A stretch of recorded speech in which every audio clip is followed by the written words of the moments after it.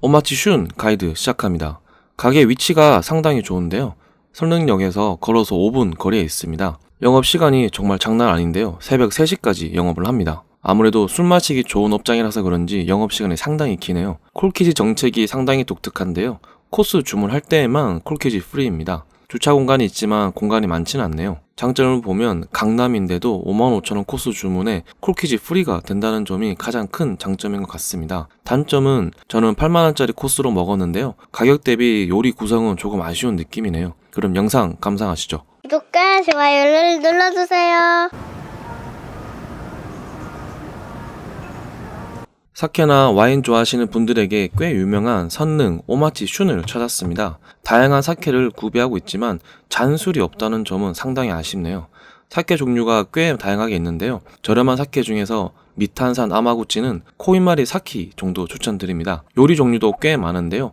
일반 이자카야와 거의 비슷한 메뉴 구성입니다. 콜키지 정책이 상당히 독특합니다. 꽤 복잡한 듯 보이지만 코스 요리 이상 주문하면 콜키지 프리입니다. 55,000원 코스로 콜키지 프리에 푸짐한 요리까지 즐길 수 있어서 사케뿐만 아니라 술을 좋아하시는 분들의 방문이 끊이질 않는 곳입니다. 저는 이날 8만원 오마카세로 즐기고 왔습니다.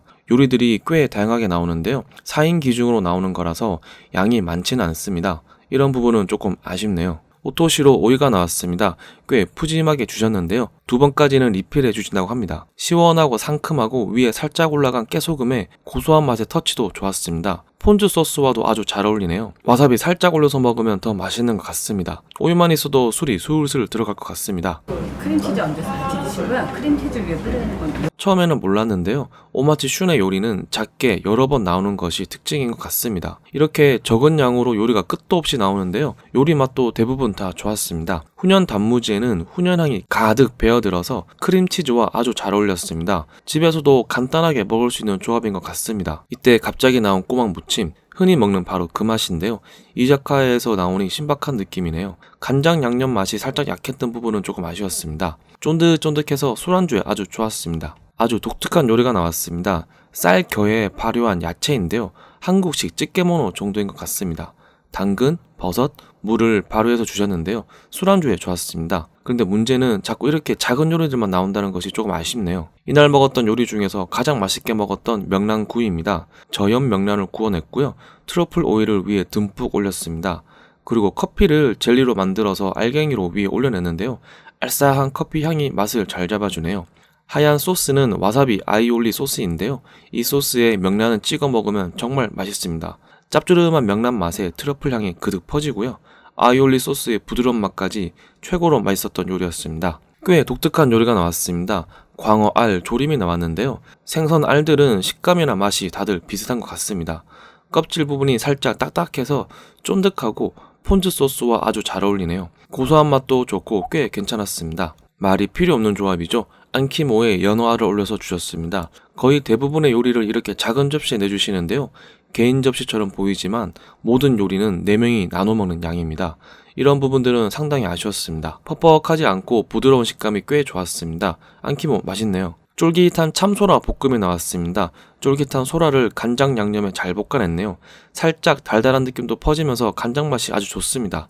그런데 양이 좀 적었습니다. 보이는 양을 4명이서 나눠서 먹었습니다. 개인적으로 상당히 아쉬웠던 요리였습니다. 단새우에 우니를 올리면 무조건 맛있는 조합인데요.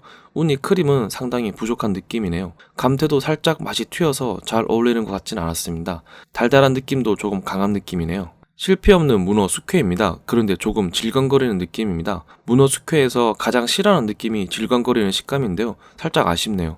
문어는 고수 페스토와 같이 주시는데요. 이 페스토가 아주 맛있었습니다.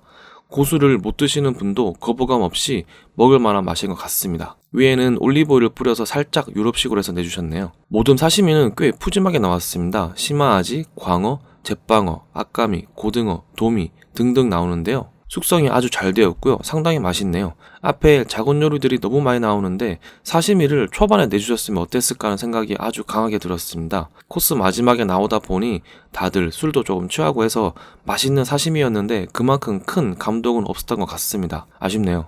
엄청나게 큰 도미머리 구이가 나왔습니다. 도미머리에는 살이 유난히 많아서 다양한 방법으로 요리해서 먹는 것 같습니다. 도미 대가리 크기가 장난 아니네요. 아주머니께서 살을 다 발라주시는데요. 역시 요리 순서가 아쉽습니다. 앞에 작은 요리들이 너무 많이 나와서 마지막 요리들을 맛있게 즐길 수가 없네요. 간단한 찌마미가 계속 나오고 요리 같은 요리들은 전부 다 뒤에 몰려 있어서 아쉬웠습니다. 코스 요리에 튀김이 빠질 수 없죠. 작은 크기로 튀겨내서 바삭한 식감을 아주 잘 살렸고요. 부드러운 닭도 아주 맛있네요. 개인적으로 튀김을 아주 좋아해서 꽤 맛있게 먹었던 요리였습니다. 사케와의 궁합도 상당히 좋았습니다. 마지막은 랍스타 미소나베입니다. 일반적인 미소나베보다는 훨씬 더 진득한 느낌이라 맛있게 잘 먹었습니다. 그런데 랍스타가 꽤 많이 들어가 있는데도 불구하고 된장 맛에 가려서 랍스타의 맛은 거의 나지 않았습니다. 마지막 마무리로 깔끔하게 좋았습니다. 마무리하겠습니다. 코스 요리를 주문하면 콜키지 비용이 없어서 인기가 많은 곳인데요. 가격 대비 요리는 조금 아쉬웠습니다. 가성비가 좋다는 생각이 드는 코스 구성은 아닌 것 같습니다. 개인적인 생각에는 8만원 코스보다는 55,000원 코스에 콜키지 프리로 방문하는 것이 더 좋을 것 같네요. 간단한 요리 위주인 부분도 무척이나 아쉬웠습니다. 처음에는 반찬인 줄 알았는데 계속 작은 접시에 요리들이 나오네요. 단품으로 주문해서 술 한잔 하는 것도 괜찮을 것 같습니다. 구독과 좋아요를 꾹꾹 눌러주세요. 감사합니다.